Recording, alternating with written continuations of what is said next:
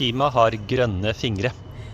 که یعنی شیما انگشتای سبزی داره. مرتب از من میپرسید چجوری توی کشور سرد و تاریکی مثل نروژ، اونم توی بالکن فسقلی که اینقدر میگی نورش کمه، این همه گل و گیاه سرسبز داری و تابستون و اینقدر بالکنت خوشگله. امروز میخوام با 5 تا نکته بهتون نشون بدم چطور میشه توی بالکن حتی کوچیک و خیلی کم نور یه فضای سبز واقعی ساخت. بدون اینکه لازم باشه کلی پول بابت گیاهایی بدیم که فقط چند هفته دوام میارن و بعد دوباره باید بریزیم بیرون، دوباره یه سری گل و گیاه جدید بخریم. تا آخر این ویدیو قراره 3 تا گروه گیاه رو بهتون معرفی کنم که در واقع راز داشتن بالکن خوشگل منه. نکته اول، بزرگترین اشتباهی که خیلی‌ها میکنن اینه که چون فکر میکنن بالکنشون کوچیکه نمیتونن فضای زیادی بسازن. این یه باور اشتباهه. شما اگه بلد باشین بالکنتون رو به صورت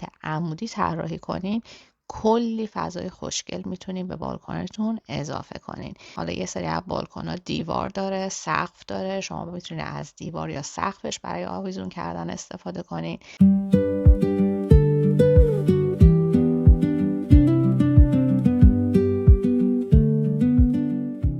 و البته حتی یه تاقچه روی لبه پنجره که پدرم زحمت کشیده برام توی سفری که به نروژ داشت برام درست کرده و خیلی خیلی برام ارزش داره و میبینید همین یه تاقچه کوچولو و فسقلی کلی فضا به بالکن من اضافه کرده.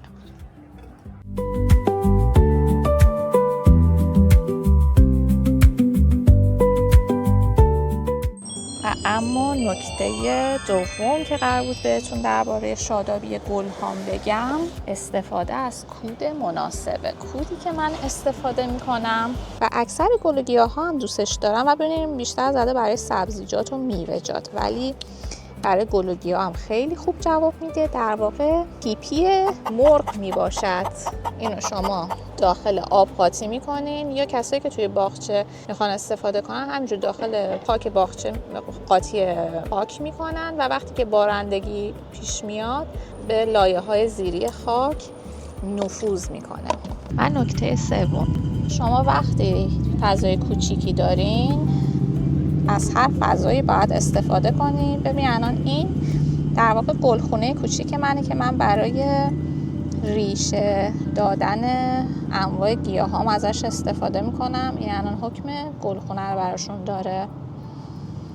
وقتی شما میخواین سریع یه گیاه یا دونه‌ای ریشه بده یا رشد بکنه، جوونه بزنه، باید محیط گلخونه‌ای براش فراهم بکنیم. ببین الان اطراف این شیشه کاملا عرق کرده. البته خیلی این کار ریسکیه. مرتب شما باید حواستون باشه که گیاها کپک نزنن و درشو باز کنین، هر چند وقت یه بار بررسی بکنین. نکته چهارم، اولین کاری که ما انجام میدیم این نیست که اول بریم کلی گل و گیاه بخریم، هر گل و گیاهی که دوست داریم، بعد بیایم هر جای بالکن که دلمون میخواد قرار بدیم و دلمون خوش باشه که خب حالا یه بالکن خیلی خوشگل داریم. شما اول باید بالکنتون رو بشناسین.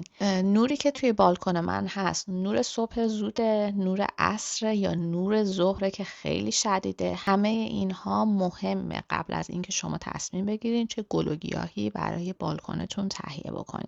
حالا صادقانه به هم بگو، موقع خرید گل و گیاه این نکته رو اصلا بهش توجه کرده بودی یا فقط میرفتی هر گل و گیاهی خوشت میومد و میخریدی؟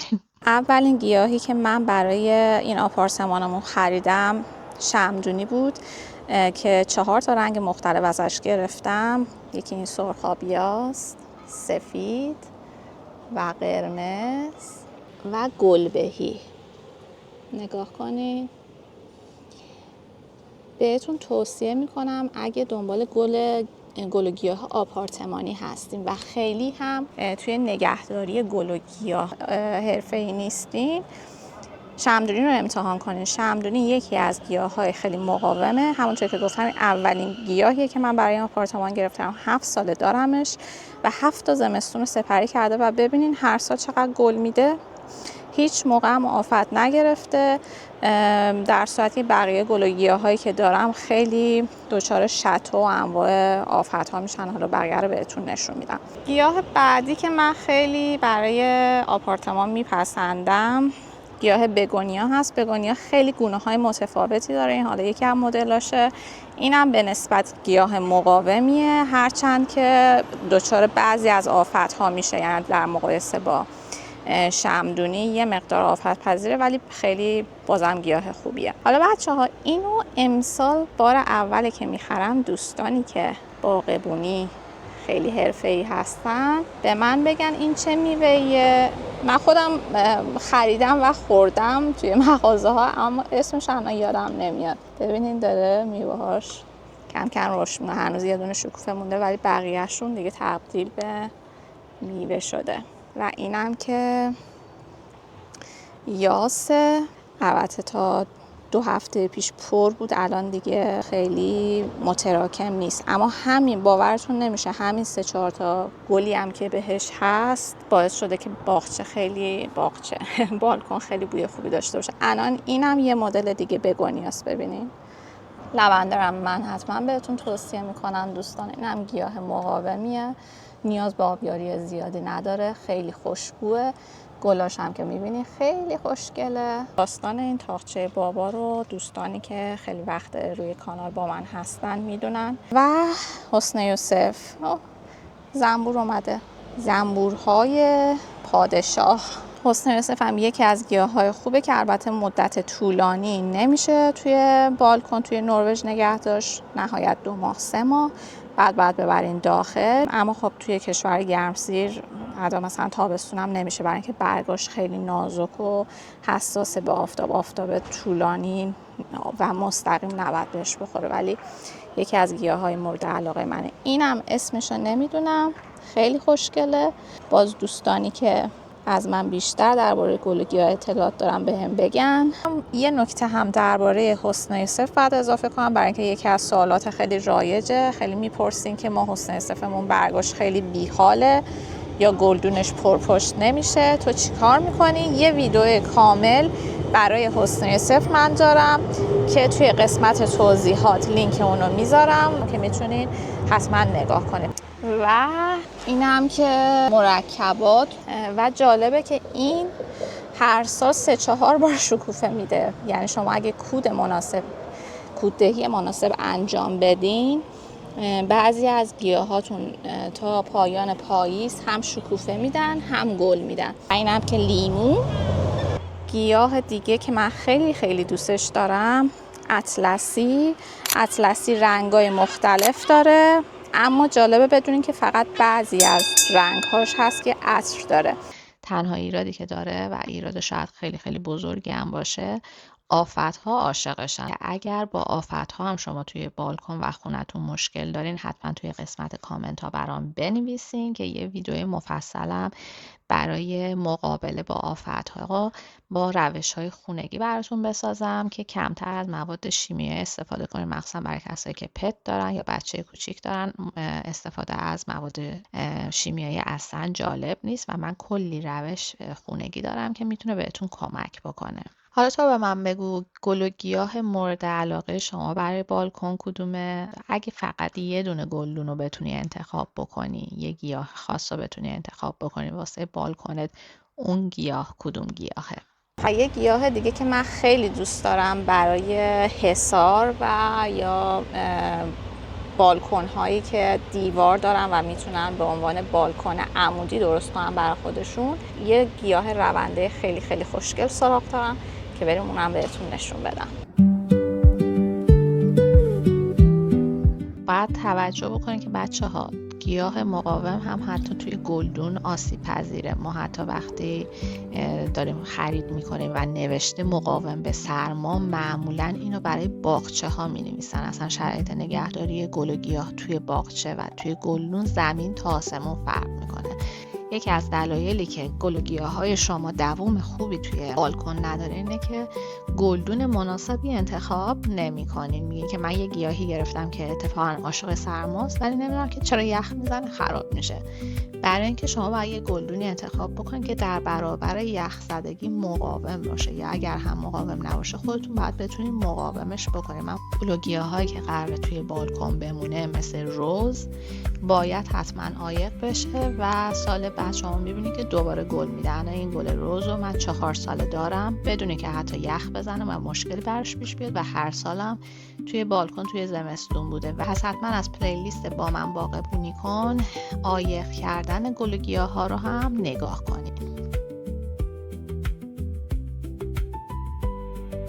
یک کار واقعا تمام وقت، اینجوری نیستش که شما باغچه رو ول کنیم به امون خدا و خیالتون راحت باشه که حالش خوبه. الان نگاه کنین گلای من، این خیلی خوشگله ولی بقیهش میبینین لکه های سفید داره که خوشبختانه اینا آفت نیست. چند وقت پیش طبقه پایین بازسازی داشتن و این گرد و خاک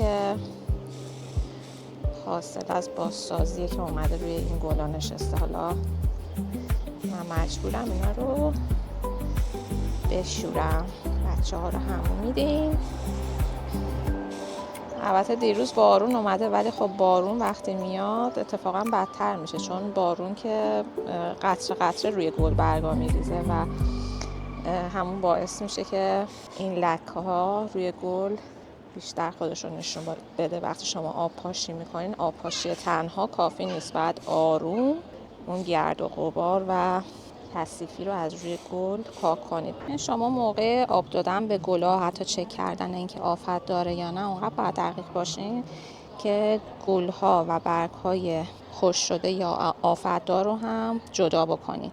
اینا همه انرژی گیاه رو میگیره. علاوه بر اینکه انرژی گیاه رو میگیره، خب نمای قشنگی هم نداره دیگه. بعضی از حیاط‌ها و بالکن‌ها رو شما میبینید چقدر خوشگل و تمیز و یک دست به نظر میاد. به خاطر اینه که تمام اینا رو حذف میکنن. دلیل اینکه خیلی ها اطلسی هاشون اینقدر پرپشت نیست اینه که اینا همینجور رها میکنن. اینو شما باید قیچی کنین. الان این یه دونه از قلم افتاده، این پشت بوده، من ندیدم و خیلی دیر رفتم سراغش و نگاه کنین کاملا خوش شده. الان وقتی اینو سرشو برمیداری نباید اجازه بدین که اطلسی هاتون اونقدر خشک بشه که خیلی راحت شما این گل رو بتونین از کاسبرگ جدا بکنین و داخلش یه چنین چیزی ببینین. چون وقتی به این مرحله میرسه گیاه فکر میکنه که زمستون داره میشه و وقت استراحته و به خود گیاه این پیام ارسال میشه که الان ما باید بذر تولید بکنیم و همه گیاه ها، همه قسمت ها، بقیه گل ها هم که بریزن شروع میکنن به تولید کردن بذر.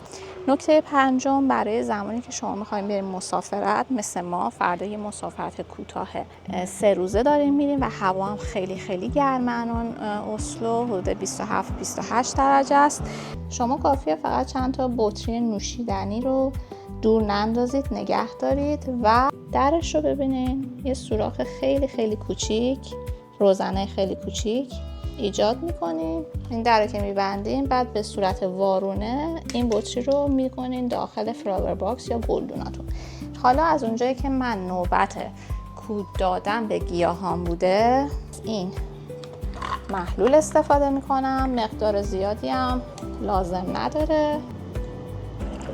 خوب بطری رو تکون میدین و بعد سعی میکنین یه فضای خالی توی گلدون پیدا کنین و اینو فرو بکنین داخل خاک، که البته باید حواستون باشه که اونقدی فرو نکنین که این سوراخ دیگه بسته بشه، امکان آبیاری اصلا نداشته باشه.